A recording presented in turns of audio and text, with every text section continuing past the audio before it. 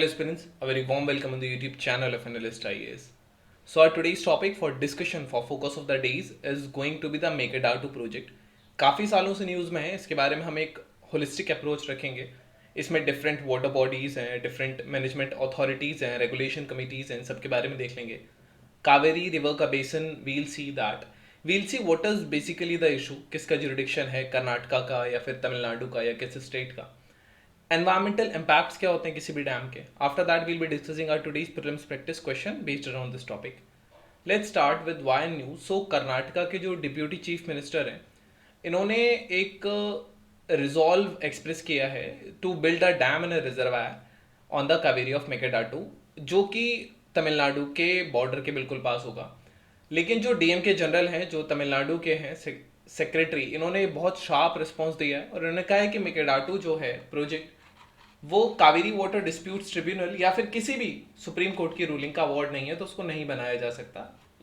Kerala Karnataka assembly ने anonymously अभी एक रिजोल्यूशन अडॉप्ट किया है जो कि क्लियरेंस मांग रहा है Mekedatu drinking water and balancing reservoir project पर. So we'll see what is this Mekedatu project. So here it is, here at the confluence of the Arkavathi and the Kaveri river.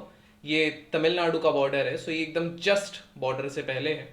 We'll see about it. So originally जो है 1948 में it was mooted in this year, and ये एक drinking cum water cum power generation project है. ये ground water reservoir की भी तरह, रिचार्ज की तरह भी यूज काम करेगा.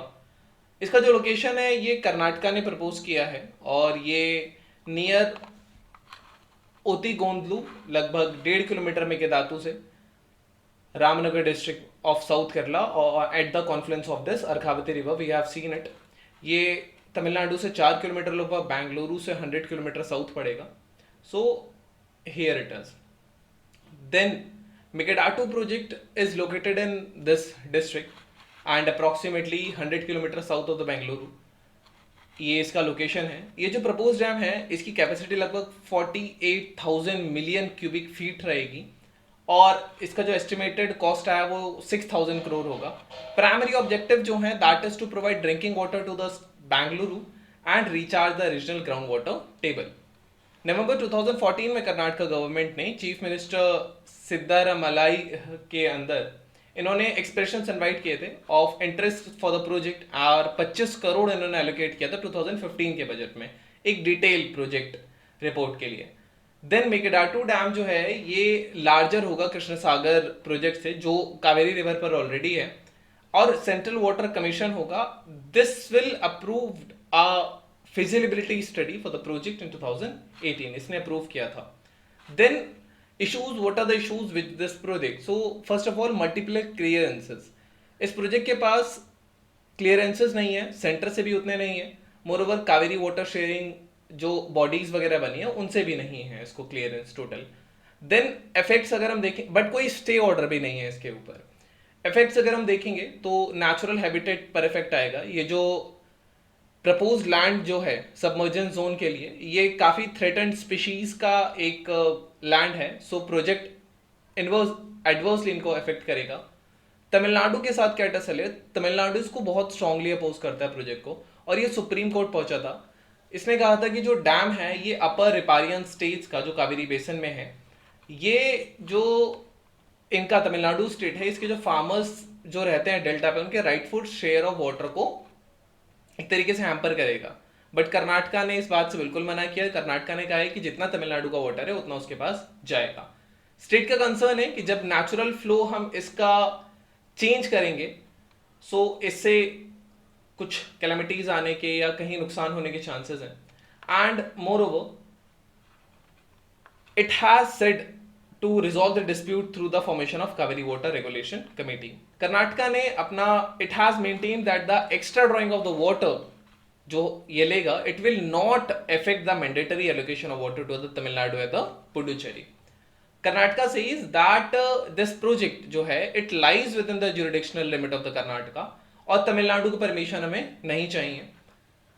कोई भी अब तक स्टे ऑर्डर कोर्ट से नहीं है, ये भी आर्ग्यू करता है. And on this utilizing the surplus water, Karnataka says ki allocation in this sphere, it would be done by hydrology studies to certain quantum of excess of water available in the basin. So these are the claims by the Karnataka and Tamil Nadu. Here is the basin of the whole Kaveri river. So it starts from here, it goes from here. So lagbhag it affects Karnataka, Tamil Nadu. It will affect the Kerala and one union territory, that is the Puducherry. So this is it. You should know the rivers and all the projects, the lakes on the river. साथ साथ आप याद करते चलेंगे. So last में ये revise करने में हेल्प होगा. 2023 प्रीलिम्स में भी इससे डायरेक्ट क्वेश्चंस आए थे. कावेरी वाटर मैनेजमेंट अथॉरिटी की अगर हम बात करेंगे, सो ये as per this Kaveri management scheme जो सेंटर ने फ्रेम की थी और सुप्रीम कोर्ट ने अप्रूव की थी. सो ये जो कावेरी मैनेजमेंट स्कीम है, it will deal with the release of water from the Karnataka to the Tamil Nadu, Kerala, Puducherry. और ये कावेरी मैनेजमेंट अथॉरिटीज को इम्प्लीमेंट करेगी. ये सोल बॉडी होगी टू इम्प्लीमेंट दिस.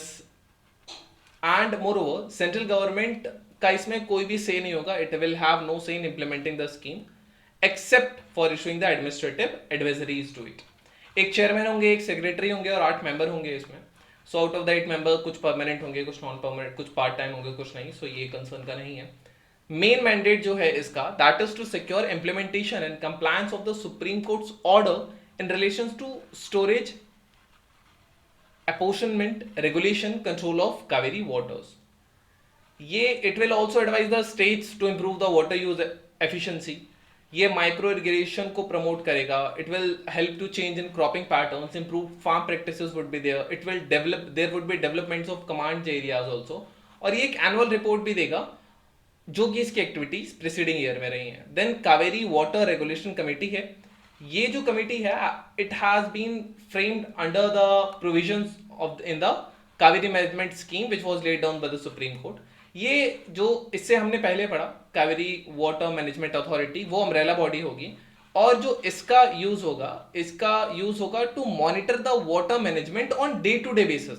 कितना इनफ्लो हुआ, आउटफ्लो हुआ रिजर्वायर्स में. सो ये सारी चीजें इसके अंडर है.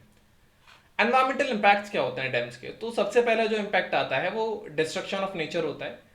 ये जो वाटर रिजाइम है, इट में change as a result of destruction of nature. Unexpected floods आ सकते हैं आसपास के एरिया में. कॉन्सिक्वेंटली वेजिटेशन और नेचुरल स्ट्रक्चर पर इफेक्ट पड़ सकता है. They can be damaged. ये उस एरिया के फौना को बेसिकली एक बैरियर की तरह डैम कई बार काम करती है. तो एक नॉर्मल जो वो पासिंग होती है वो रुक जाएगी. It will hinder the path of the fauna there. Fishes का भी डैमेज होता है जब वो फ्लड गेट से पास करती हैं. उसमें टर्बाइंस होते हैं, हैवी पंप्स होते हैं. So they can damage the aquatic wild life and as well as the terrestrial life living there. Then rehabilitation, dams social cultural economic structure सारी चीजें कंसिडरेबली चेंज कर देते हैं. लोगों को वहां से अगर खतरा है तो they have to migrate. And ये उनकी साइकोलॉजी को नेगेटिवली इफेक्ट करता है क्योंकि बहुत सारी चीजें उनको फिर देखनी पड़ती है नए सिरे से जिंदगी and all. So loss of aesthetic beauty, जो ये वाटर भर जाता है कहीं पे भी, ये वहां की जो एक्सेप्शनल ब्यूटीज होती हैं they just disappear in the under the reservoir.